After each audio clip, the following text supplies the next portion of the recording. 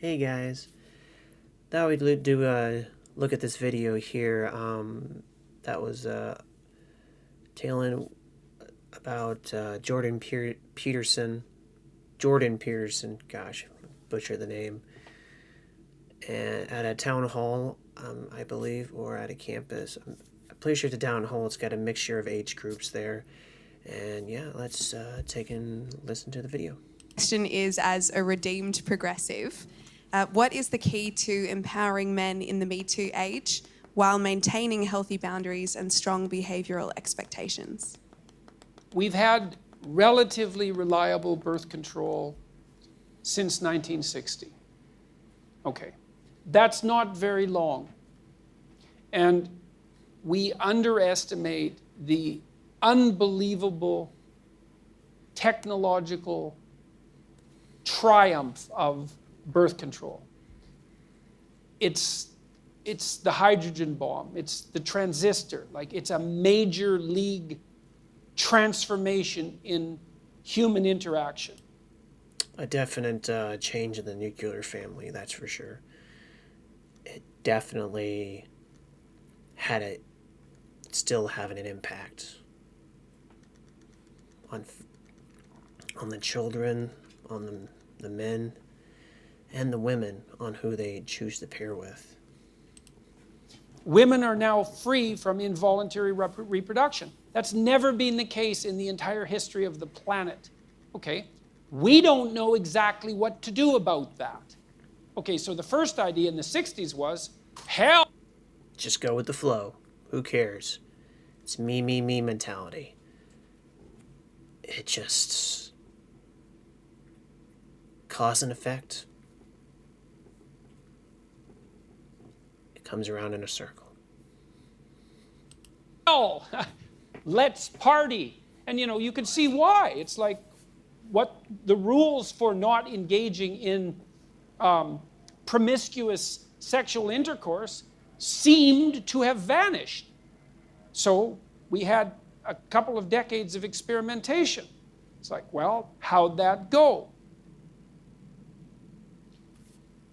Little hard on the family, I would say. That's not so good for kids. Terrible for all. Kids, women, and children, and the men.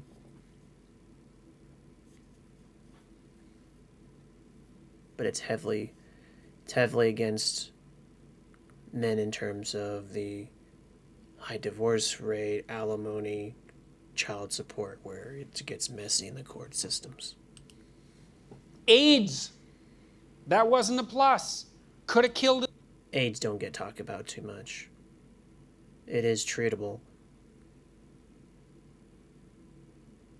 But it's like, does everyone who's sexually active get tested and they spread it to their potential future partners? This all. And it mutated, particularly to take advantage of promiscuous sex, because viruses are very tricky things. So it turns out that sex is a little bit more complicated than we thought. Well, it actually turns out that it's a lot more complicated than we think. Okay, and now it's 50, 60 years later, and we're trying to sort this out. It's like, well, when is it okay to have sex? Exactly. And when is it not okay to have sex? It's a gold mine. It's essentially a magic pill for the big pharma. I have a lot of women that rely on birth control so they can have sex without any worries about repercussions for children. It's just messy, guys. It's like eventually get burned out, and especially your hormones get so whacked. And what does it mean that it's okay? And what does consent mean? And the answer to that is, well, we never used to have to think these things through, because the rule was don't have sex until you get married. That was the rule. Now that isn't the rule. Okay, so what's the rule? Well, we're not having a conversation about the rule. Keeps changing. And it's not my fault. It's never my fault. It's the men's fault. We're waiting till someone does something that seems like it might be untoward and then mobbing them and trying to extract the rule out that way. And it's not a very effective way of doing it. You know, you want to decrease campus rape? That's easy. Get rid of alcohol. No one has that conversation. It's like I did my PhD work. Yeah, alcohol, porn addiction, video games, which I tend to be a little guilty on when I was younger for video games. And nowadays it's, God, maybe 2 hours a week, if that. Just work. Work on alcohol.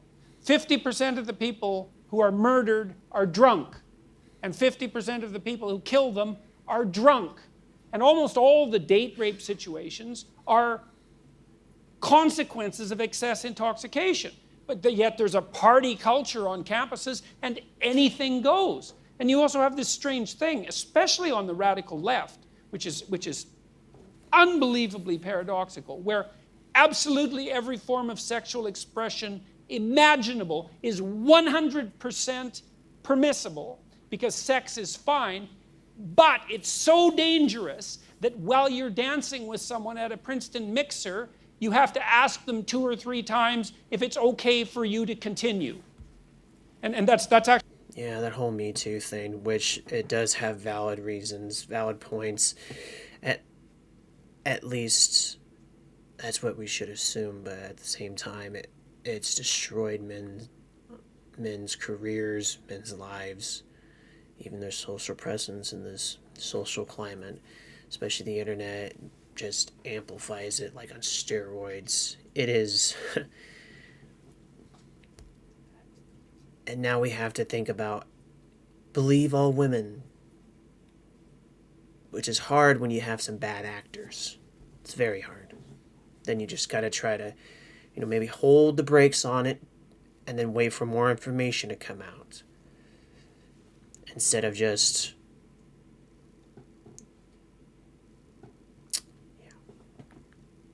Actually the case, by the way, I'm not making that up. It's like, well, both of those things can't be true. Now, what's happening, I think, on the Me Too end of things and the affirmative consent end of things is the old sexual taboos are reasserting themselves. The idea that we can extract sex out from emotional intimacy, and especially emotional intimacy, I would say, psychological intimacy, maybe even from... Yeah. There's a lot of pair bonding, and the more sexual partners you have, you get... It's like you fry your circuits. And I think there's a phrase, why, if someone has a very high body count, man or woman, why would you want a very used car? It's, you made your bed and you have to lie in it, and you have to, unless you acknowledge it and try to make things better for you, improve, and deal with the hand that was dealt. Some things are beyond your control before you were born. Even when you're after you were born, whatever you were born into is whatever you make of it going forward into your young teens, into an adult. Choices have consequences. From long-term relationship is, I don't believe it's a tenable idea. I don't think we can do it. And a lot of what we're seeing is the backlash against that. It's like, well, I feel used. Because one of the things that's happening on the really radical end of the anti-sexual abuse movement is the idea that, well, if you have intercourse with someone and then you regret it the next day, that's evidence that it wasn't consensual. Well, it is, in a sense, evidence that it wasn't consensual, because it's evidence that you didn't bloody well think it through, right? It was good for last night, but it's not good for today. It's not very wise. The question is, well, what constitutes consent? And we need to have a very serious conversation about that. Like, under what circumstances is it acceptable to give consent? But we're not mature enough to have that conversation. We want it both ways. We want to be able to do whatever we want, with whoever we want, whenever we want, with no consequences, And we want there never to be any trouble about. Yeah, at least no consequences on the social aspect with the internet and the media. But just not to think of your closest circle of what they're going to perceive of you. But if you don't care, then to each their own. To each their own. Consent. It's like, well, no, that's not going to happen. I don't think that sex works very well outside of committed relationships. I don't think there's any evidence that it does. There's a strong proclivity across cultures. Unless you're very unique and, more power to you. But yeah, I think you should be in a relationship. But if that's not your cup of tea, more power to you. That's kind of, especially for the Chad and Tyrones out there that are getting a lot of the women. Since a lot of women date up, I think now it's like probably the ladies are trying to aim for about the 5% of men. Maybe it's around 20% is what I keep hearing, but it's roughly within the top 10% of men that the ladies are attempting to secure, but they're not committing because they have all the options, right? For the enforcement, social enforcement of long-term monogamy. And there's reasons for that. And I think you deviate from that at your peril. So now, if you cause and effect. If you want to deviate from that, there's all sorts of reasons to do it. And I can understand why people are interested in adventure and all of that. But, my sense also as a clinician is, you only really get to try out about 5 people in your life. You have to make a decision pretty damn quick. Like between 20 and 30, there's a...